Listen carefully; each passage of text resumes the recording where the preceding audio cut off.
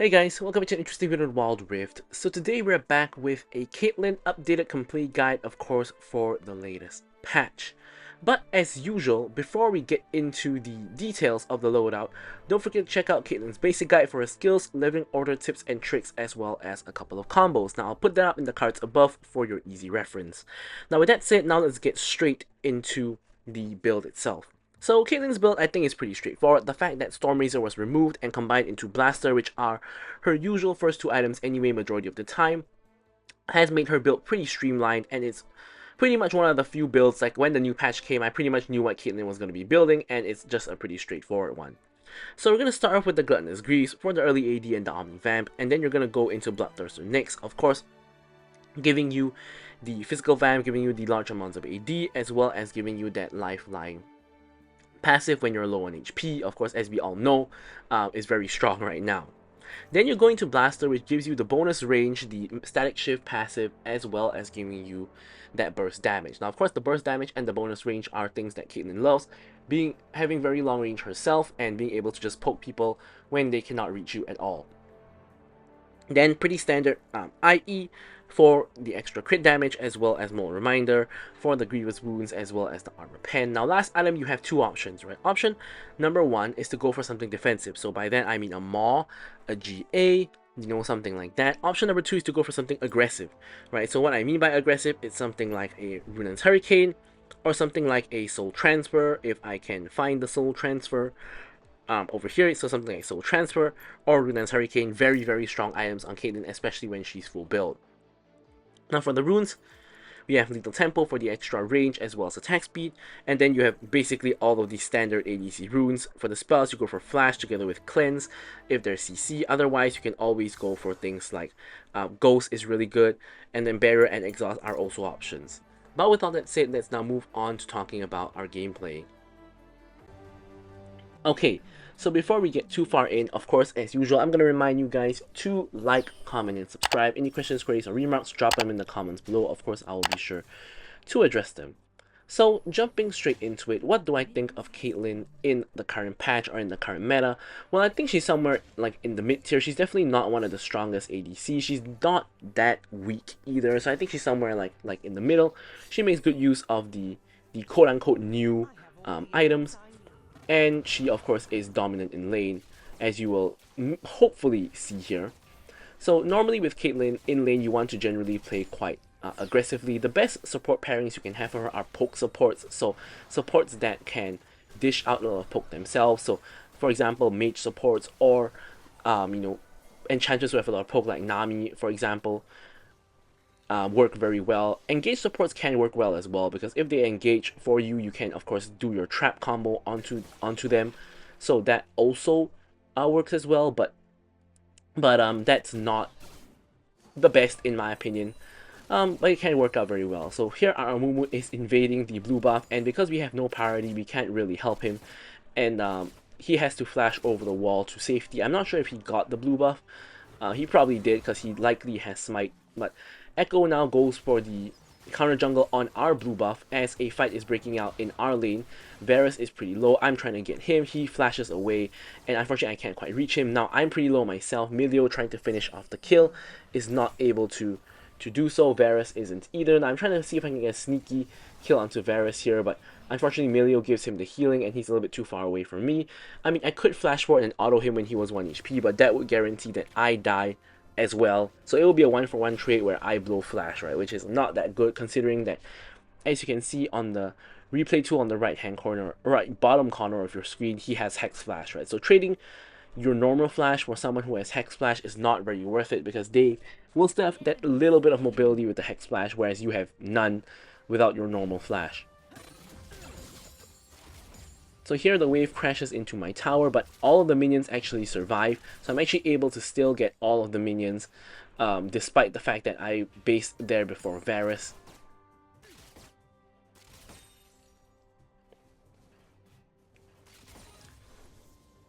And ideally we want to keep the minion wave on our side, which is why I'm not really pushing the wave, because if the minion wave stays on our side, they will have to step up and farm And here Echo is actually behind us. We saw him on the Crux. It's just a game of counter jungling apparently. We're cutting him off. Twisted Fate TPs. And yeah, he is just trapped there. He has nowhere to go. And my team is able to kill him. In the meantime, Varus and Melio very wisely are taking an aggressive trade onto Janna while I'm missing, right? But now that I'm back, I have my full stack lethal tempo. I come back with unloading a lot of poke onto Melio and Varus. And I use my E to go forward to unload even more poke onto them. And you can see Melio is getting very, very low. So here I ult Melio thinking Varus is going to block. Varus doesn't even attempt to block, and I get a free kill on Melio, right? That was never supposed to happen because Varus just needed to block it. But one of the reasons why I like to ult on Caitlyn when there's any low HP target is you never know what the teammates are going to do, right? Like logic tells you that the teammates just need to block, as Varus here steps up and gets comboed and just dies to the red buff.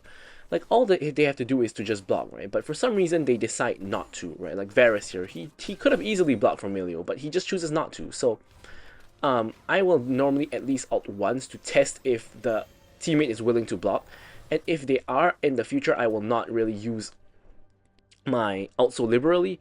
But if they don't, like this Varus here, I'm gonna ult whenever I see a low HP target, right? So now we've actually gone so fed off of those 2 kills as well as the waves that we actually have enough gold to complete the entire Bloodthirster, and so we do that instead of getting the boots, right? Of course, one item power spike is way stronger than the boots power spike, so we get the Bloodthirster. We still have the boots of speed in our pocket, so no tier 2 boots, but we do have the tier 1 boots.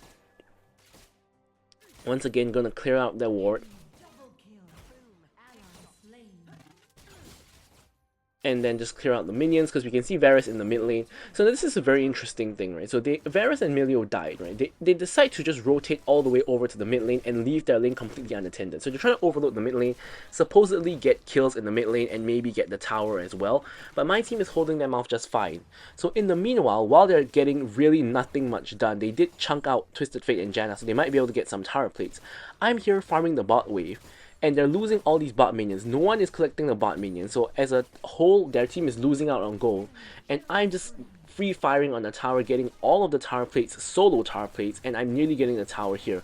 So Ornn finally comes to stop me from getting the tower. I'm just going to poke him a little bit, but there's no real chance I'm going to kill an Ornn, not with just one item. And you can see in terms of gold, now I have like 5k gold, Varus only has 3.4k gold, and everybody in enemy team has 3 point something k gold, right? So I'm 1k gold ahead of anybody on the enemy team, and here I force down the tower, which gives me another 350 gold and also gives my team that first tower gold, right? So now I've gotten what I wanted, and I am also, you know, pretty low on resources, so I can actually get a base. But now we see Echo coming around, we have Amumu in the area as well. I'm going to take the fruit and stick around because I'm fairly certain a fight is going to break out. Or not fairly certain, but I suspect a fight may break out. You know, here Ornn ults, and I try to dodge it, it doesn't quite work out. But either way, I'm able to kind of just walk away. Unfortunately, I stand right next to the wall and get CC'd by Ornn. Very good Janna ult.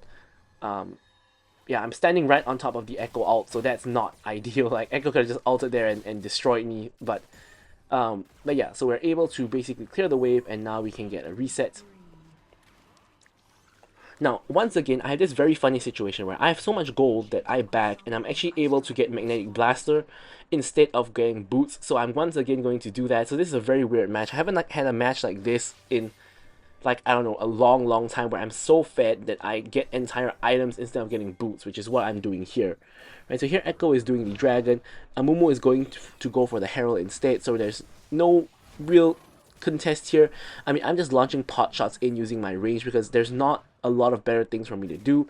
I mean, we can go ahead and farm this wave and the next wave as well, but there's not a whole lot, you know, for me to really do here, so I'm just, you know, just taking a little bit of poke. I mean, poking them a little bit, not taking a little bit of poke, but poking them a little bit. So now, at this point, I'm 2k gold up on anybody on the enemy team. So I need to rotate and start helping my team. Because if I just stay in the bot lane and farm, I'm not going to get my team any more fed. I'm not going to translate my lead to other lanes, which is what I'm trying to do here. So here I spot Amelio. I'm just going to start unloading on him. I know I'll do a decent amount of damage to anybody who's in my range, just because I have 2 full items. So here I'm going to start laying the traps below the tower and start working on the enemy mid-tier tower to try to break that down. making sure to dodge Lux spells. We almost got the mid lane tower. Lux tries to ult the minions, but it's a bit too late. Now that they have no tower, they are in a spot of bother. Here I'm gonna ult the Lux, but Milio actually blocks for the Lux. So now we know Milio will block for his teammate, Varus will not. And now we're gonna join the fight. I'm here. Ornn and Echo are running straight into me. A little bit of a dangerous one, but we are able to do enough damage to the Echo such that the red buff, I believe, from Amumu gets the kill, which is fine, I guess, because we are already very, very fed. So getting our teammates some kills is going to be a good thing. And now we've left the bot lane for a long while, right? Which means that the minion wave you can see in the bot lane is kind of accumulating, and no one is clearing the minions, right? Because there's a slow push from coming out of the bot lane, and no one is picking up the minions. So I'm gonna have to rotate back to the bot lane and get those minions, because otherwise they're all gonna die to the enemy minions or the tower. You always want to get any wave that is not taken by anyone else on your team, for sure, because sharing minion gold and XP is fine, but if you have a situation where no one on your team is taking that wave, you definitely need to take it, because otherwise your team as a whole are just going to lose out on gold and XP, right? Because if you think about it this way, there's an equal amount of minions coming out of the base of both teams. So there's an equal amount of gold on the map up for grabs for both teams, right? So if the enemy team is farming the minion wave and you're not, you're losing gold when the enemy team is gaining, net gold over you, right? Which is not very good mathematically, right? So you do want to pick up those waves. So you're hopping the wall out of danger and just picking up the red buff, and once again unattended wave, so we're just gonna farm that one. Just the Fate is now going bot to our lane to take care of our wave, which is great. Definitely the rotation he should be making. And once again, you can see the kind of mini issue here is that we are so fed. We have like 8k plus gold, but we can't really make use of it. Now why can't we make use of it? Because the enemy team has no reason to fight, right? Like, why would they want to fight us here? There's no incentive to fight, there's no objectives, and there's no real reason to fight. Of course, this is solo queue, so fights can break out anytime for any reason, but in general, I wouldn't be picking a fight with an enemy ADC who I know is very fed. It doesn't really make sense, does it? So here I'm trying to go aggressive onto the Lux, making sure to dodge the Lux spells, and we get off a little bit of poke onto her. Now she ults us with the Malignance, but Janna's shield combined with the fact that she's not actually fed means that we don't actually take very much damage at all.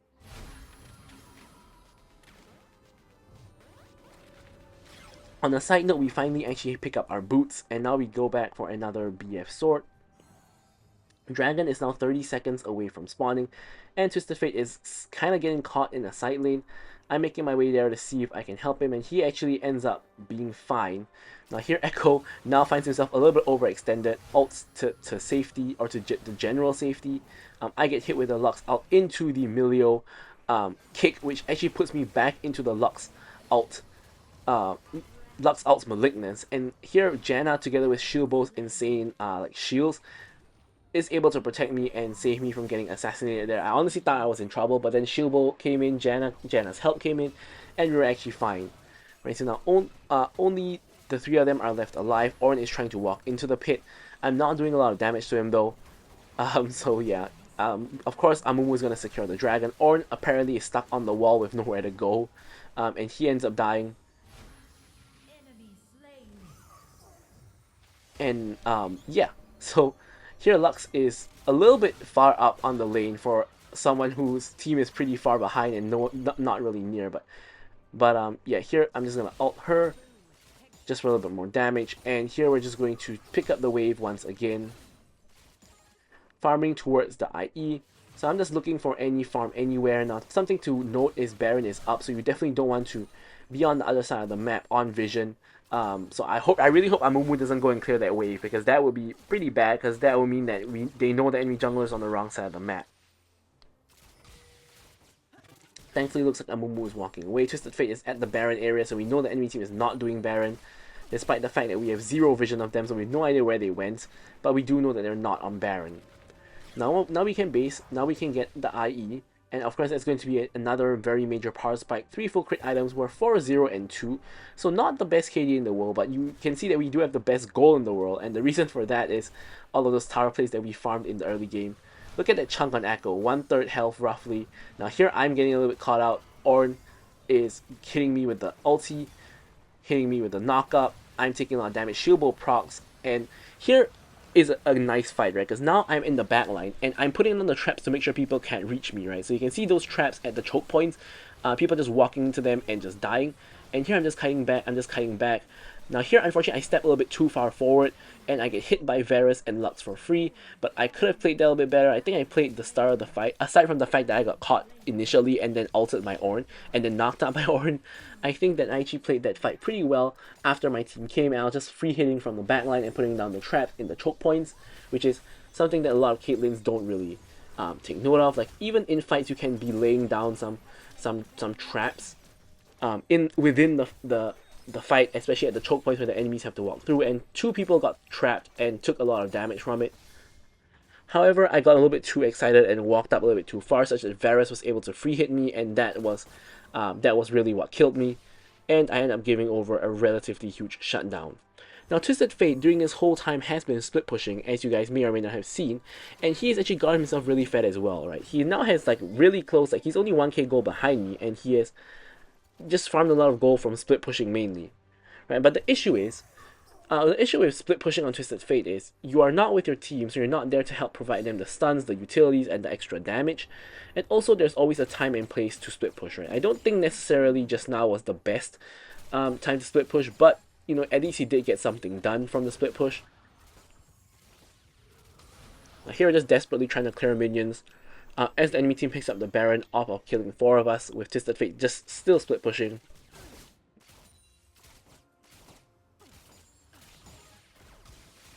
While they took the Baron. Top turret is under attack.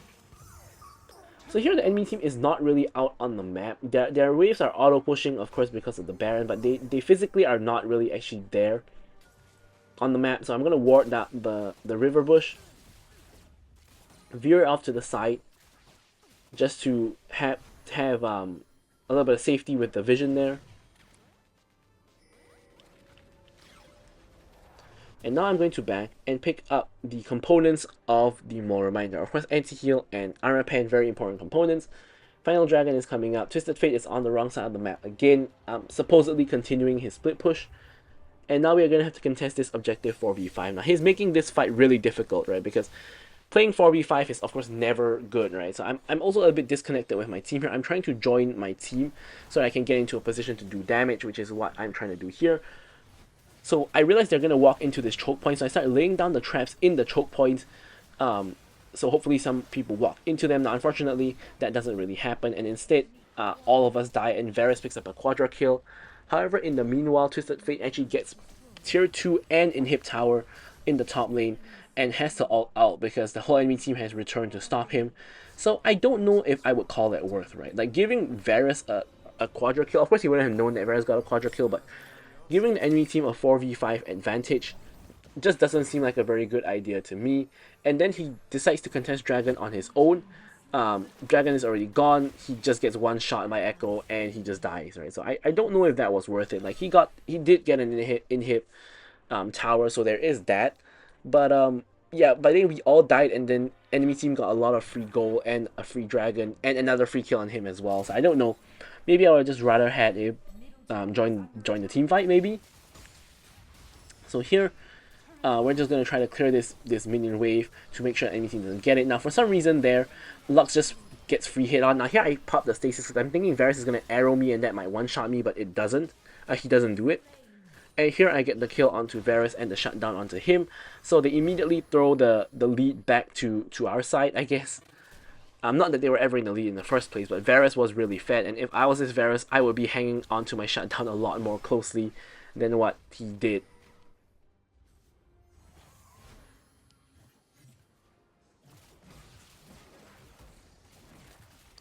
So because of the bot lane dying, we now have basically not a free, but it's not a free Baron, but we do have the chance to just get the Baron because the enemy team will be playing like 2v5.